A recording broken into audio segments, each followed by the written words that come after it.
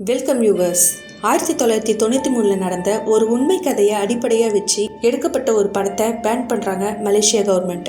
அப்படி அந்த நிகழ்வை வச்சு ஒரு படம் கூட வெளியே வரக்கூடாத அளவுக்கு மலேசியாவில் அப்படி என்ன தான் நடந்துச்சு? இப்போ வரைக்கும் மலேசிய மக்களால் அதிக பேசப்படும் வழக்கு, அதே சமயத்தில் ரொம்பவே பயம் ஏற்படுத்தக்கூடிய ஒரு உண்மை கதையை பற்றி தான் இந்த வீடியோவில் பார்க்க போகிறோம்.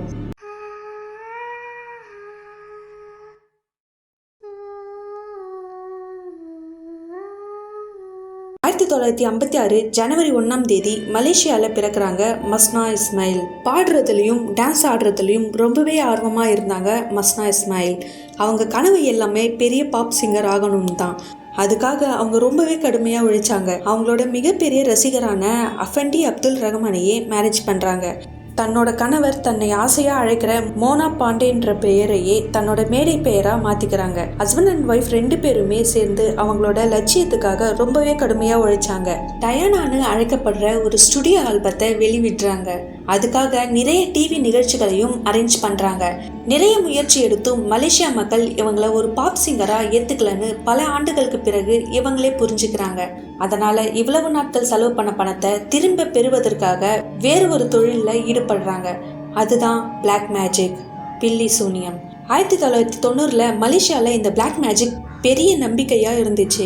அதனால் இதை வச்சு பணம் சம்பாதிக்கலாம்னு ஒரு முடிவுக்கு வந்தாங்க.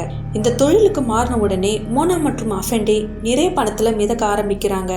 இவங்களோட கஸ்டமர்ஸ் எல்லாமே மிகப்பெரிய பிஸ்னஸ்மேன், அப்புறம் அரசியல்வாதிகள் தான். அவங்களோட தேவையை இவங்க பிளாக் மேஜிக் மூலம் பூர்த்தி செஞ்சதுக்கு அப்புறமா அந்த கஸ்டமர்ஸ் இவங்களுக்கு நிறைய பணம், வீடு, அவங்களோட சொத்துல ஒரு பாதின்னு எல்லாத்தையும் கொடுத்தாங்க. இதனால் சீக்கிரமாகவே இவங்க நினைச்ச ஆடம்பர வாழ்க்கைக்கு இவங்க வந்தாங்க. பல பெரிய சொகுசு கார்களையும் இவங்க வாங்குறாங்க. பல அடுக்குமாடி கட்டிடமும் இவங்க கட்டுறாங்க. இவங்க லைஃப் இதே மாதிரி ஜாலியாக போய்கிட்டு இருக்கும்போது 1993 சட்டமன்ற உறுப்பினரும் வளர்ந்து வந்த அரசியல்வாதியான மஸ்லான் இன்ட்ரிஸ் இவங்க கிட்ட ஹெல்ப் கேட்குறாரு. தனக்கு முதலமைச்சர் ஆகணும்னு, அதுக்காக எவ்வளோ பணம் வேணும்னாலும் தரேன்னு சொல்லியிருக்காரு. இதை கேட்ட மோனா, கண்டிப்பாக நாங்கள் ஹெல்ப் பண்ணுறோம். இந்தோனேஷியா பிரசிடென்ட் சுகர்னோ அவர் கையில் கட்டியிருந்த தாயத்து, அதுதான் அவர் வெற்றிக்கு காரணம்னு, அதை உங்களுக்கு தரேன்னு சொல்லியிருக்காங்க. மோனா இதுக்காக $25 லட்சம் பணம் கேட்டிருக்காங்க. மஸ்லான் இதை ஒத்துக்கிட்டு முன்பணம் $5 லட்சம் இவருக்கு சொந்தமான 10 ஏக்கர் நிலங்களையும் எழுதி கொடுத்திருக்காரு. இந்த $5 லட்சம் பணம் வாங்கின உடனே தன்னுடைய பங்களாவுக்கு ஒரு சூனிய சடங்கு செய்ய மஸ்லானை வர சொல்லியிருக்காங்க மோனா மற்றும் அஃபண்டே. அப்படி வரும்போது யார்கிட்டையும் சொல்லாம வாங்கணும், வீட்டில இருந்து கிளம்பி வரும்போது யாரையும் திரும்பி பார்க்காம வாங்கணும் சொல்லியிருக்காங்க.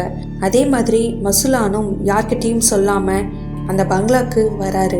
அந்த பங்களாவில் இப்போ மொத்தம் யார் யார் இருக்காங்கன்னா, மோனா, அவருடைய ஹஸ்பண்ட் அஃபண்டி, அவரோட அசிஸ்டன்ட் சுரைமி ஹாசன், அப்புறம் மசுலான்.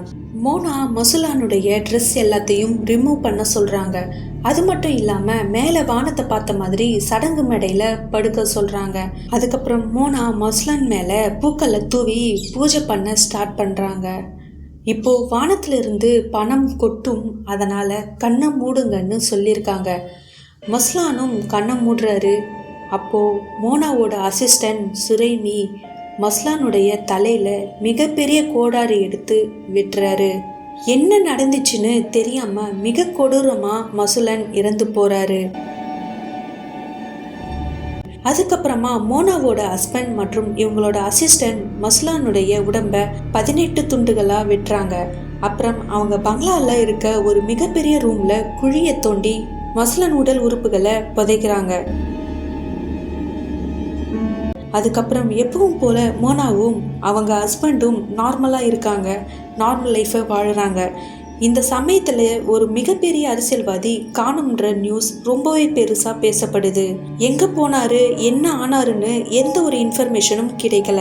போலீஸ் எவ்வளவோ விசாரிச்சும் அவங்களால எதையும் கண்டுபிடிக்க முடியல. இவருடைய அக்கௌண்ட்ல இருந்து $5 லட்சம் பணம் எடுத்தது மட்டும் போலீஸ் கண்டுபிடிச்சாங்க. ஆனால் அதை எந்த அக்கௌண்ட்டுக்கு மாற்றிருக்காங்கன்னு அவங்களால கண்டுபிடிக்க முடியல. இந்த சமயத்தில் தான் ஒரு மிகப்பெரிய ட்விஸ்ட் நடக்குது.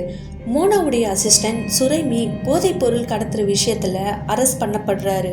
அப்போ ரொம்பவே போதையில இருந்ததால நாங்க ஒரு கொலை பண்ணிட்டோம்னு வளரிருக்காரு. அதுக்கப்புறமா போலீஸோட விசாரணையில மசுலானை தான் கொலை செஞ்சோம்னு ஒத்துக்கிறாரு. மோனா வீட்டுல புதைக்கப்பட்டிருந்த மசுலானுடைய உடலை போலீஸ் தோண்டி எடுக்கிறாங்க. மஸ்லானுடைய சில உடல் உறுப்புகள் தோண்டி எடுக்கப்படும் போது காணாம போயிருக்கு. அதை போலீஸ் கேட்கும்போது சில உடல் உறுப்புகளை நாங்கள் 3 பேரும் சாப்பிட்டோம்னு ஒரு வாக்குமூலம் சொல்லியிருக்காங்க. உடனே மோனாவையும் அவருடைய ஹஸ்பண்டையும் அரெஸ்ட் பண்ணுறாங்க. 1995 இவங்க 3 பேரையும் கோர்ட்டில் ஆஜர்படுத்தப்பட்டாங்க. இவங்க மேலே மலேசியா தண்டனை சட்டம் 302 போடப்பட்டது. இது கொலை செஞ்சதற்கான மரண தண்டனையை குறிக்குது. இதுக்கப்புறம் நடந்த விஷயம்தான் ரொம்பவே மர்மமாக இருந்துச்சு. அது என்னன்னா, மோனா கோர்ட்டுக்கு கூட்டிட்டு வரும்போது அவங்கள ஒரு மிகப்பெரிய செலிபிரிட்டி மாதிரி மீடியா கிட்ட சிரிச்சுட்டே இன்டர்வியூ கொடுத்துருக்காங்க. 65 நாட்கள் விசாரணை, 75க்கும் மேற்பட்ட சாட்சிகளை வச்சு இந்த 3 பேருக்குமே தூக்கு தண்டனை வழங்குறாங்க.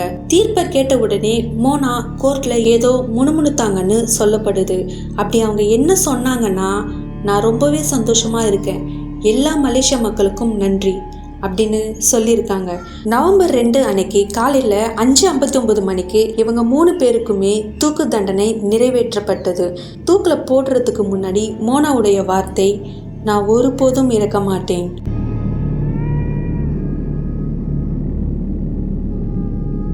அதுக்கப்புறம் இந்த சம்பவத்தை வச்சு 2006 ஒரு படம் எடுத்திருக்காங்க. ஆனால் இந்த படத்தில் இருக்க காட்சிகள் மிக கொடூரமாக இருந்ததால இந்த படத்தை ரிலீஸ் பண்ணக்கூடாதுன்னு மலேசியா கவர்மெண்ட் தடை பண்ணிட்டாங்க. அதுக்கப்புறம் 2018 டுகுன்ற பேரில் அந்த படம் அதிகாரப்பூர்வமாக வெளியிட்டாங்க.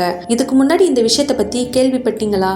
இந்த இன்சிடெண்ட்டை பற்றி ஃபர்ஸ்ட் டைம் கேள்விப்படும் போது எப்படி இருந்துச்சுன்னு கமெண்ட் பண்ணுங்க.